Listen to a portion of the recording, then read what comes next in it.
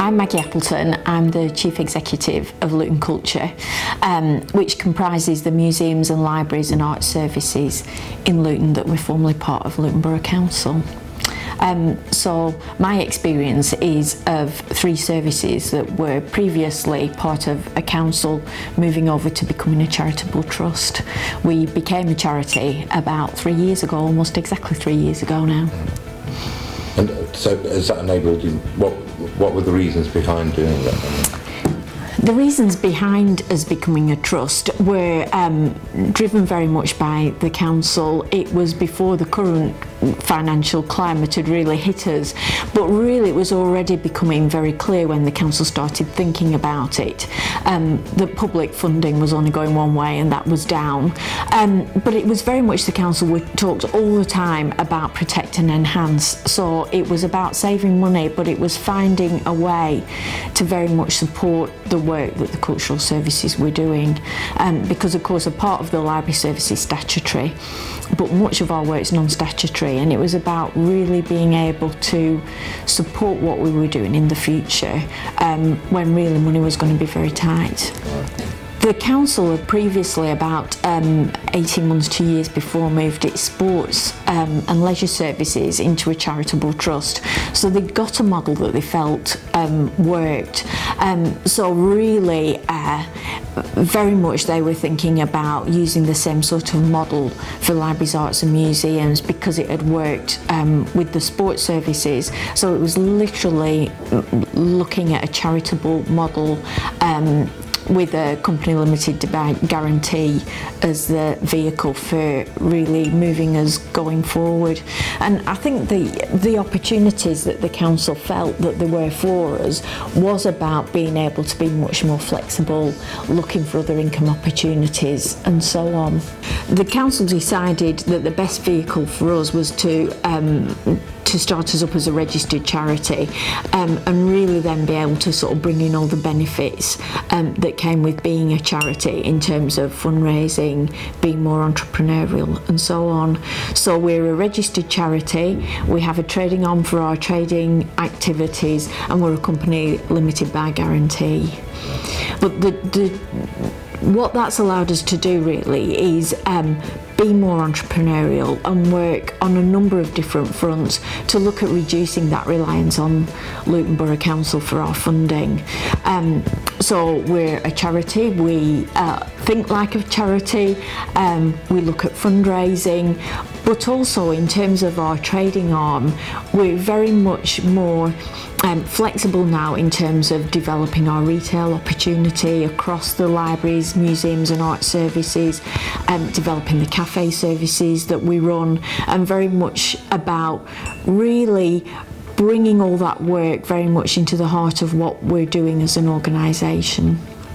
How our cafes and retail work is that they're run through the trading company, and the trading company at the end of the financial year gives all its profits over to the charity.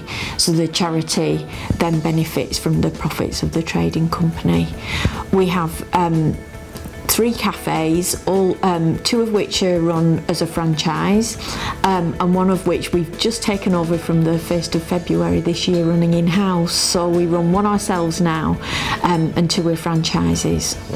It's been a really interesting journey for us and a massively steep learning curve, because as well as running the services that we've run, some of us for many years, of course there's no safety net now. We're not part of the council, we're running a business with all the implications that come with that.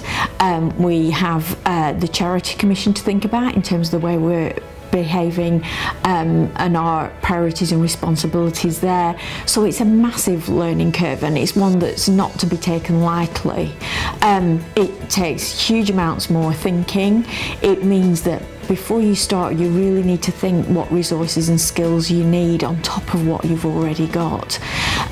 So for example, we appointed a finance director, which of course we didn't have before. Our accountancy worked through the Borough Council in the past. Now we need a finance director and a small finance team. And of course we need external legal support because as part of a charity we can't get that from the council either. We would be seen to be being too close to the council if we were to use their legal and financial support in that way.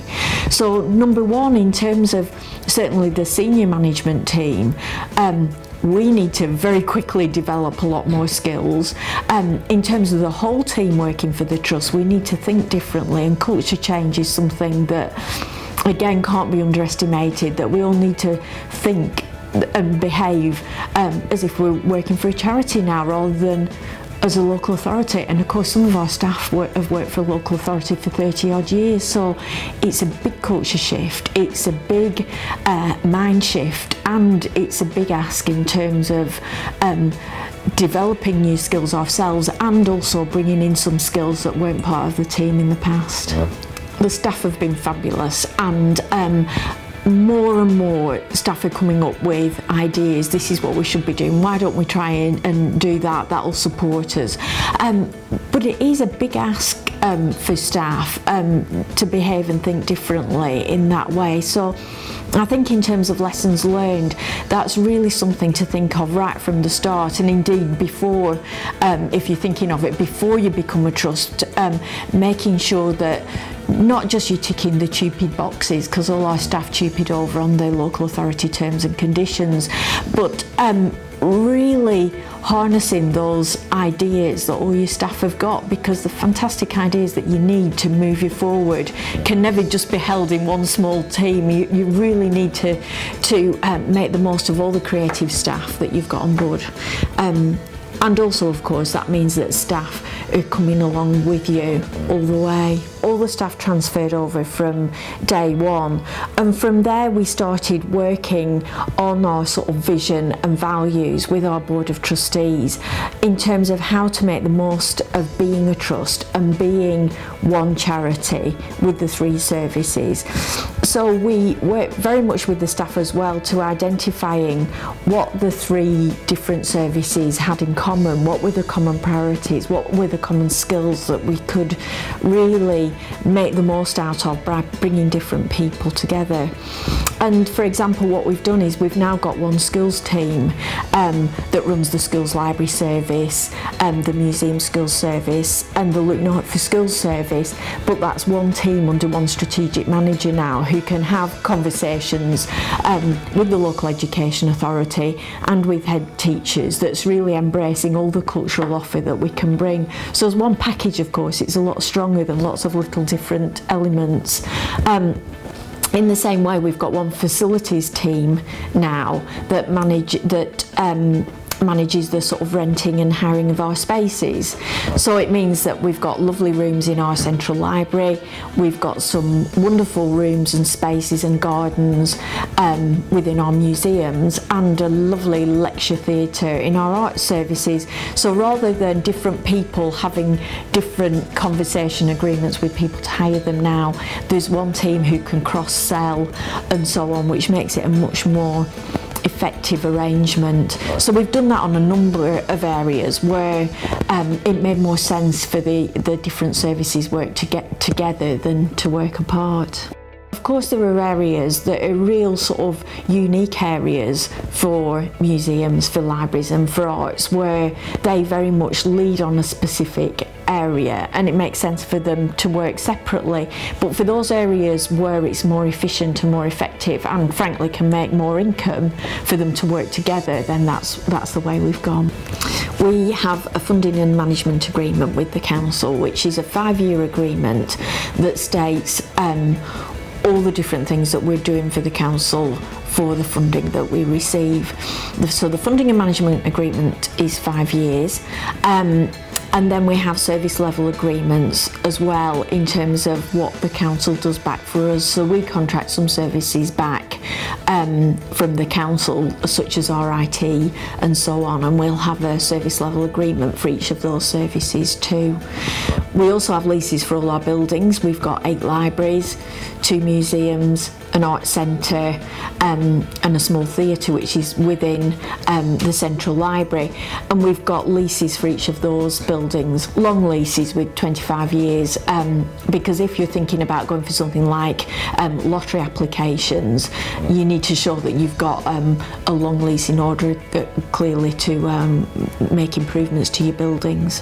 What our charitable status means is we've got opportunities to look for funding which when we were part of a local authority wasn't available to us. Right. So it's very helpful in those terms being a registered charity, of course. The council's reasons were very much that dual reason of saving money very clearly, but also finding a model that will enable them to protect and enhance their cultural services. So yes, it was about money, but it was also about, we really value these services, how can we best make sure that they're not just going to get chipped at every year till there's nothing left. So it was about saving money, but I think a really important message for anyone is that if the council's reason is just because they haven't got enough money or they've fallen out with the services, it's not the right way, because the only way that it's going to work properly is if the council really values the services and are behind them, because that relationship going forward is so important. So it can only work if the council is very much 100% behind the charity working.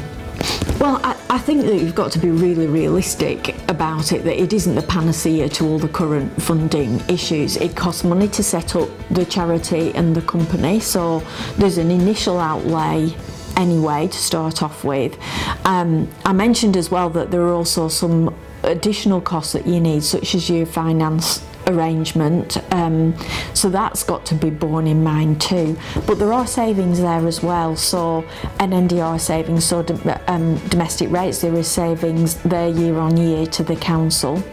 The council will also put an efficiency factor into our funding and management agreement. That means that every year it saves 1.5% on our funding. So our funding was based on the funding that the services received when they were part of the council, and then year on year the budget's based on going up by the retail price index, but then a 1.5% saving being put on it, so that the council saves a little year on year. It's a 5-year funding and management agreement, as I've mentioned, so again the issue is that after the 5 years it's very much looking at, well, how now are we able to stand more on our own 2 feet? What other external funding have we managed to achieve? What other commissioning arrangements have we made for services that will perhaps mean after the first 5 years we can renegotiate the funding and management agreement that might save the council further money in the future? And that's clearly still something that we're working on at the moment. I think it's a charity, it could be seen from 2 ways. In one way, that you're a bit separated from the council, so it might be an easy soft target for the council, but equally because we've got this 5-year funding and management agreement, we are more protected in some ways, because the funding and management agreement for us says that the council can talk to us to decide to stop doing something and then take the funding away after giving us 6 months notice. But what it can't do is do the salami slicing that we used to have when we were part of the council, so that, you know, 5%, 10%, 15% of your funding's gone.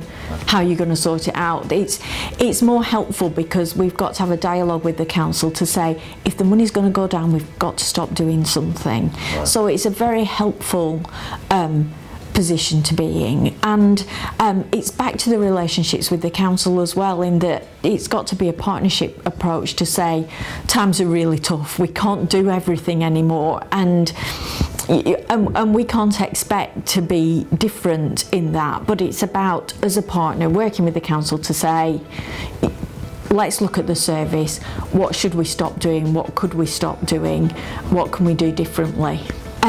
In terms of things that went well, there were a few surprises as well. One of the things that we'd never foreseen was that actually our relationship with the council would improve when we were a separate organisation than from being part of the council. And I think that that's, instead of being a very small cog in a large unitary local authority, we're now a relatively large third sector partner in the town. So there are things that we can do, activities that we can run as a partner to the council that actually are very helpful to the council. So the council seen us as a partner has actually changed the relationship in a really interesting way, and that's something that needs working at on both sides. And it doesn't mean to say that we've got to agree on everything and that everything's rosy, because you know we've had and will continue to have, absolutely, I'm sure, in this financial climate, our differences. But what are both sides we've been clear to do right from the beginning is not send a letter that says this is what's happening and tough. If we've got something that we think the council that we're going to do that the council may not be so happy about, I make sure that I have a discussion with our commissioning manager before we do anything, so that there are no surprises there. And equally, the council's done that the same with us. So it's becoming quite a grown-up, mature relationship and an interesting partnership. And that was a surprise to see how that relationship developed in a really positive way. I think other things in terms of things that have gone well is other partnerships as well in the town, because again, as a sort of smallish part of a local authority, we weren't often as involved as we'd like to be in local strategic partnerships. Now I sit on the Stronger and Safer Communities Board as a third sector partner, and we've got a colleague who sits on the Health and Wellbeing Management Group. So we have a bigger voice, I guess, in terms of the issues and the themes that we think are important, and are able to make the case for culture, and how culture can really sort of contribute to a lot of the town's priorities that I think we didn't have the opportunity to do before. So that's been quite an interesting one. I guess in summary, the advice would be work closely with your local authority if you used to be part of a local authority and have become a charity, because those relationships are absolutely key, and they're particularly key when things aren't going well. The trust has got to be there. You're not necessarily going to be best friends with them, but there's got to be mutual trust for each other there. So that's a really, really key one. Another one is, before you become a charity, make sure that the detailed financial work is done very, very carefully, and the implications of being a charity, or whether you're going to be a social enterprise, whatever the vehicle is, make sure you've done your homework in advance and know what the financial implications will be compared to having been part of a local authority, because that's something that can be very costly if you get it wrong. The third one, I guess, is getting the right expertise on board. Getting someone who understands about finance, who understands about being a charity, if you are a charity, is really, really important, because you've got to fulfil a lot of obligations that you didn't have before when you were part of the local authority. So that one's really important. And as I mentioned, getting the right board of trustees and the right chairman to work closely with the corporate management team in leading the organisation forward is absolutely critical. So we looked at a range of different skills and interests, making sure that each of the three services, the museums, libraries and arts, were represented in some way on the board, but also making sure that we got some really useful skills on there in terms of legal skills, accountancy skills, business skills and so on. So really having that extra support that comes from a good board of trustees is invaluable.